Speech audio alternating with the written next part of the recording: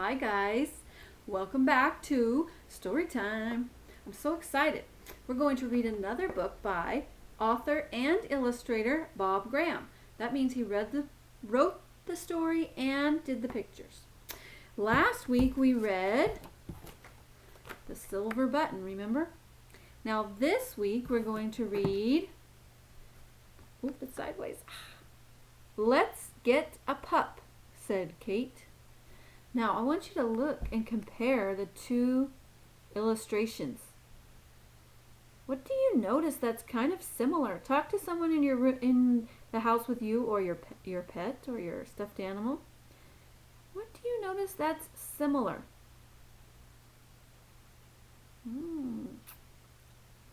I noticed that the noses are the same shapes and a lot of the same color style, same hair colors. Interesting. So it looks like Bob Graham likes to draw side faces with round noses. What do you think? Maybe. Now also, the genre for The Silver Button, which we learned last week, was realistic fiction. Means the story was not real, but it could happen. Guess what? The story, Let's Get a Pup, said Kate, is also realistic fiction. So this did not actually happen, but it could happen. So it's something that really could happen. Okay, so that's the genre. Remember the style. It's not nonfiction. Crazy Mrs. Robinson. It's realistic fiction. So fiction, think about fiction. It starts with fiction, fake. Fake also starts with That's how I kind of remember it. So, another thing about Bob Graham, in the story, The Silver Button, he started the story before the title page. So this is the first page, and it has part of the story on it. And then here's the title page. He also did that in The Silver Button. I wonder if the next few books that we read, he will also do that. We'll have to kind of pay attention to that kind of detail. Let's Get a Pup, said Kate, by Bob Graham. Oh man. Oh, you know what I forgot to do? I forgot to read you the first part. Oh my goodness. Thank you for being patient. The end of Kate's bed was a lonely place. I wonder why it was lonely. Tiger the cat no longer slept there. Tiger died last winter. So she's probably pretty bummed about that. So there were only Kate's 2 feet to keep each other company. Now Kate woke to full summer with the sun pouring over the back fence. Okay, she's waking up. Here comes the sun. It's summertime. Now I'm thinking she's missing her cat. And the name of the book is Let's Get a Pup. What are you thinking? Are you making some predictions in your head? Let's see if your predictions or guesses come true.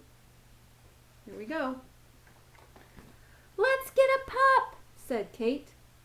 What? A brand new one? Said a now wide-awake Mom. With the wrapping still on? Added her breathless Dad. Pups don't come wrapped, replied Kate. I know they don't, said Dad. It was just a joke. Have you ever heard about dad jokes? That means they're corny, which means silly. Mom looked in the paper. It must be small, said Kate. And cute, said Dad.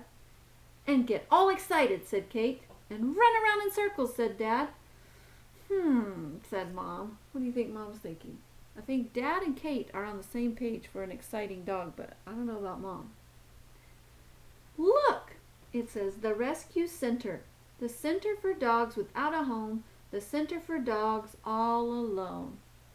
It's a rescue center. Have you also heard of a shelter? Kind of the same idea. With their breakfast uneaten, they dressed and left immediately. So they must be really excited to go get this pup if they left their breakfast uneaten. means not, so not eaten. So they just skipped their breakfast and went right to the rescue center. Wow. Oh, look at this page. Look at all the dogs. Look at that. I bet they're trying to find the very perfect one for their family. Let's read to find out. At the rescue center, they found plenty of dogs without a home and lots of dogs all alone. They found big dogs, small dogs, sniffers and sleepers, wire-haired, short-haired, scratchers, and leapers. They found fighters and biters, growlers and snarlers. Can you snarl? Short dogs, dogs long and thin, and dogs with their cheeks sucked in. They also found happy dogs, sad dogs, take me dogs, and dogs who couldn't care less.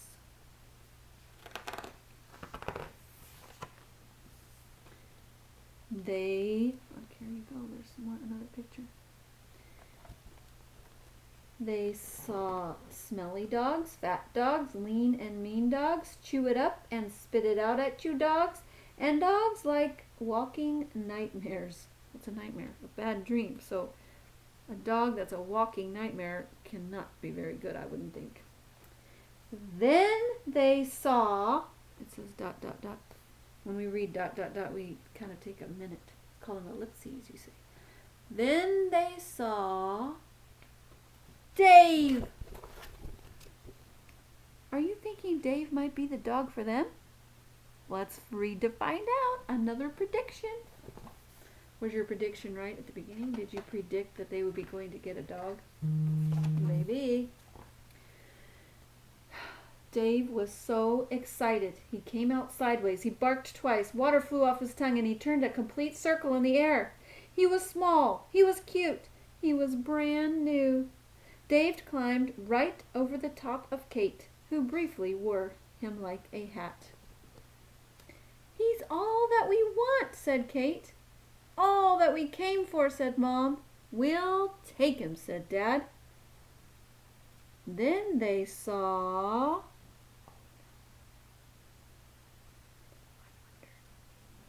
I wonder if they're going to take 2 dogs. Because last time when they said, then they saw ... it was Dave. It was a perfect dog.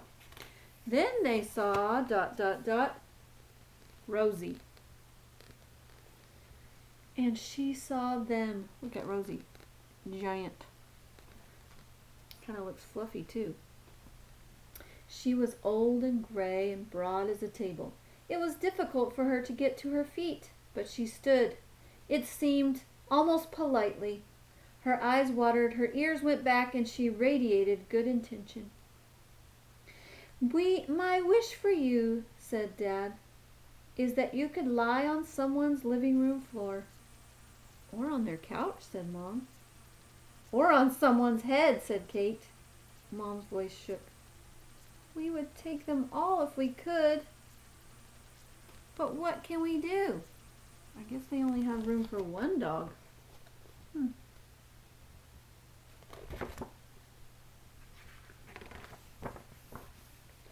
Oh no, look at Rosie. Poor Rosie.